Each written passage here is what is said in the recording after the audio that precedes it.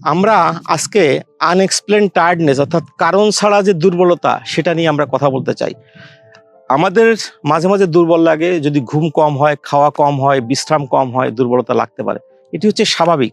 অন্যদিকে কোনো কারণ ছাড়া যদি আমাদের দুর্বলতা থাকে এবং আমরা বুঝতে না পারি এবং সেই দুর্বলতা যদি 2 সপ্তাহের বেশি থাকে, তাহলে অবশ্যই বুঝে নিতে হবে আমাদের কোনো না কোনো আন্ডারলাইন কজ হয়েছে। ডায়াবেটিস ছাড়া আমাদের দেখতে হবে যে আমাদের ডি ভিটামিন লেভেল কত। ডি ভিটামিন লেভেল যদি কম হয় তাহলে আমাদের দুর্বলতা লাগতে পারে। যদি অ্যানিমিয়া হয় আমাদের লাগতে পারে। আমাদের যদি থাইরয়েডের সমস্যা হয়ে থাকে লাগতে পারে, অথবা যদি হার্ট ডিজিজ হয় সেক্ষেত্রে আমাদের দুর্বলতা লাগতে পারে। সাধারণত হার্ট ডিজিজে কোনো না কোনো সিমটম থাকে, তবে অ্যাসিমটোম্যাটিক ওল্ড এজে এবং ডায়াবেটিসের সিমটম ছাড়াও হার্ট ডিজিজ হতে পারে।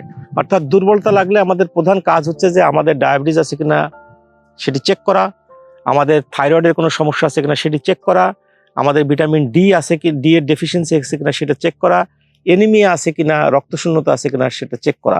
এই 4টা কারণ যদি আমরা প্রথমে বের করতে পারি তাহলে কিন্তু আমরা সহজেই সিদ্ধান্তে পৌঁছতে পারবো যে, এবং কারেক্টও করতে পারবো যে আমাদের দুর্বলতার কারণ কি।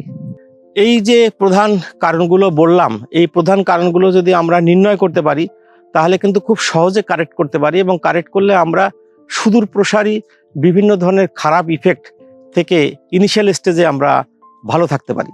সো আমাদের উচিত হবে, যদি 2 সপ্তাহের বেশি আনএক্সপ্লেন কোনো টায়ার্ডনেস থেকে থাকে তাহলে একজন ডাক্তারের কাছে যে এই অসুখগুলো বা অন্য কোনো অসুখ আছে কিনা সেটির কারণ খুঁজে বের করা, সেটির রুট খুঁজে বের করা। সকলে ভালো থাকবেন।